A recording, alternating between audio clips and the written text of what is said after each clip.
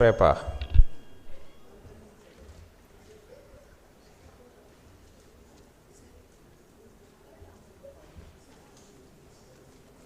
Assalamu alaikum wa rahmatullah. Merci Monsieur le Président. Madame le ministre, maa ngi lay nuyu di nuyu say collaborateurs. Xam naa ñu ci bëri parce que ñu bëri c'est des amis, des jeunes frères. Madame le ministre, tey moom damay def un plaidoyer pour le tribunal d'instance de Dakar. Pour ñi xamul tribunal d'instance de Dakar mooy tribunal bi juge Thion bi validé woon l'intégration du PM Ousmane Sonko sur les listes électorales. Madame le ministre, le tribunal d'instance de Dakar est en train d'étouffer. Le tribunal d'instance de Dakar dafa laaj madame le ministre nga dem fa xool waxtaan ak magistrat yi fa nekk. Ils ont un volume d'affaires excessif. Au bas mot, en instance, en ce moment, ils ont plus de 20 000 requêtes.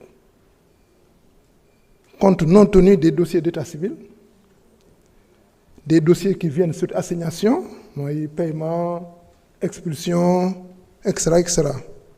Et des demandes de nationalité qui font en ce moment plus de 10 000. Ce qui explique d'ailleurs les retards dans la délivrance des certificats de nationalité. Avant, il suffisait 15 jours, et maintenant il faut faire plus de 2 mois. Et la conséquence, c'est qu'il y a une forte affluence de justiciables.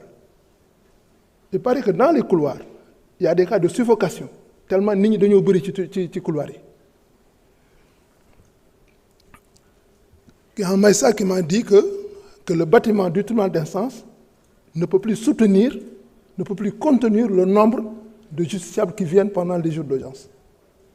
Et du coup, le personnel, magistrats, greffiers et autres, sont en danger. Si les justiciables eux-mêmes ont des difficultés pour se maintenir dans les couloirs, a fortiori les magistrats. Et solution bidou, il y a magistrats. Non. Nous sommes dans les magistrats parce qu'il y a même des magistrats qui n'ont pas de bureau là-bas.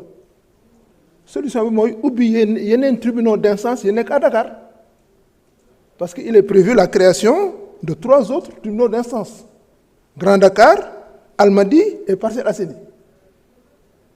Si vous voulez que nous ayons ñett yépp tàmbaleen par benn puisque Parcelles Assainies hors classe là comme Dakar Plateau hors classe là ñu ubbi pourquoi pas Parcelles Assainies pour que le tribunal d'instance de Dakar mën a souffler waaw mais comme j'ai dit du yokk nombre de magistrats mooy solution bi beneen bi madame le ministre mooy fan ngeen tollu ci les enquêtes pour enrichissement illicite.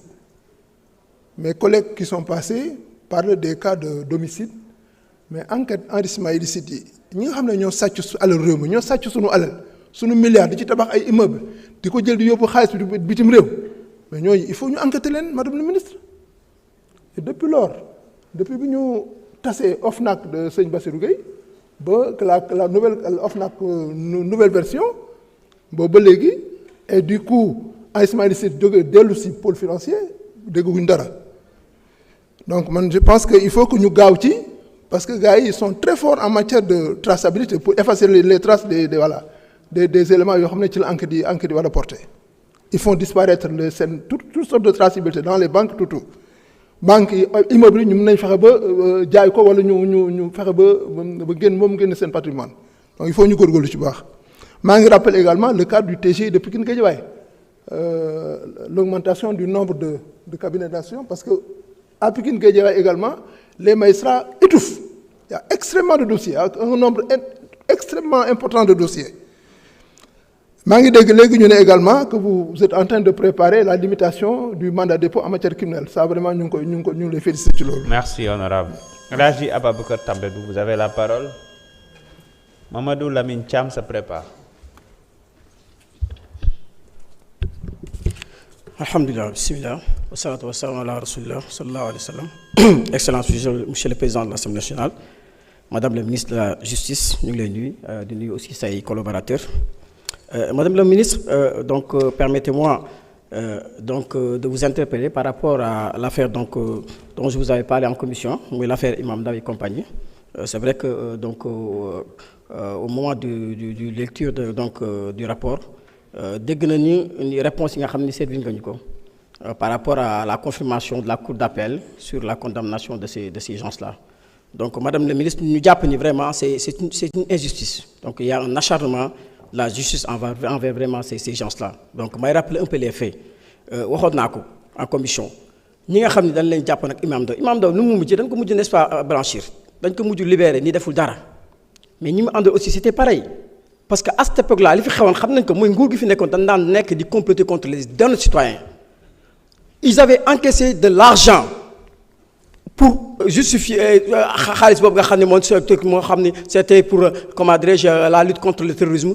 Il fallait ñu créer ay terroristes et c'est la raison pour laquelle ils ont accusé à tort des gens jàpp leen tëj leen may fàttali Sénégalais ñi nga xam ne ñoom lañu accusé woon ak Imam Ndao amul ci kenn koo xam ne mës nga tuur deret fii ci Sénégal amul ci kenn koo xam ne mës nañ la gis nga taal pétard waxatuma ak bomb ñoom ñëpp boo xoolee daanaka ñi gën a bëri ci ñoom à l'étranger lañ leen jàppee te ñi gën a bëri ci ñoom dañ demoon jàngi ñu arrêté leen dans des conditions ñëw ne ay terroristes leen ñu indi leen tëj leen parce qu'il fallait justifier l'argent donc du terrorisme qu'ils avaient encaissé donc au niveau international.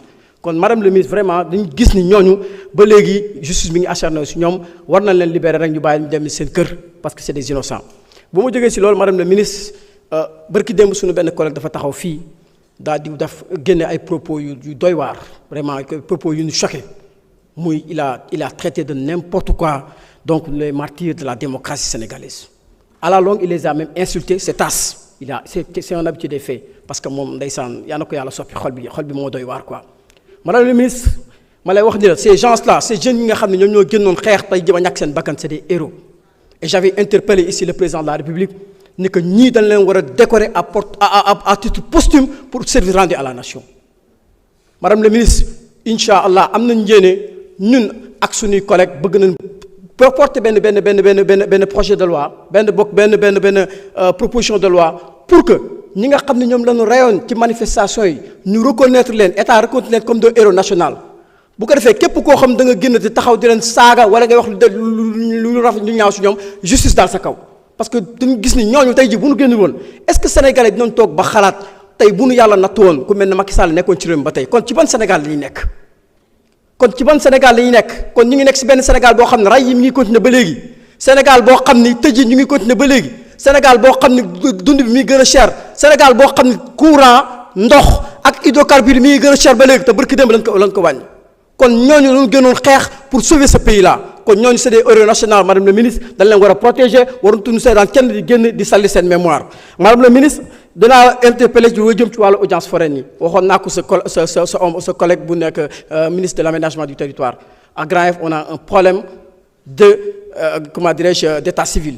dafa bëri ay xale yu bëri yoo xam ni amuñu ay këyit bi ñuy def l'enrôlement des primo-votants ci élection yi def le terrain on a remarqué que li gën a bëri ci ay jeunes à Grand Yoff en plus de 18 ans amuñu ay këyit et pourtant ils sont nés là-bas donc ñu lay vraiment ñaan nga jàppalante ak le ministre de l'aménagement donc du territoire ngeen fexe ba vraiment may nu benn audience foraine à Grand Yoff parce que c'est des centaines et des centaines de jeunes yoo xam ne da nekk ci situation boobu. Madame le ministre bala may pare donc vraiment bëggoon naa donc vraiment interpeller donc lu jëm ci wàllu ñi nga xam ni donc ñoom ñoo xam ni je pense que le temps est fini je pourrais pas donc le terminer di la sant di la gërëm bu baax a baax di am yaakaar ni madame le ministre vraiment. merci liñ la wax ci martyrs yi vraiment di ngeen ci taxaw bu baax a baax. Mamadou Lamine Thiam vous avez la parole.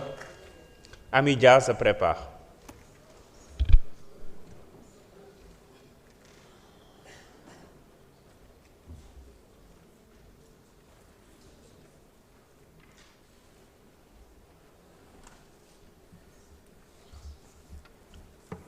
Assalamu alaikum.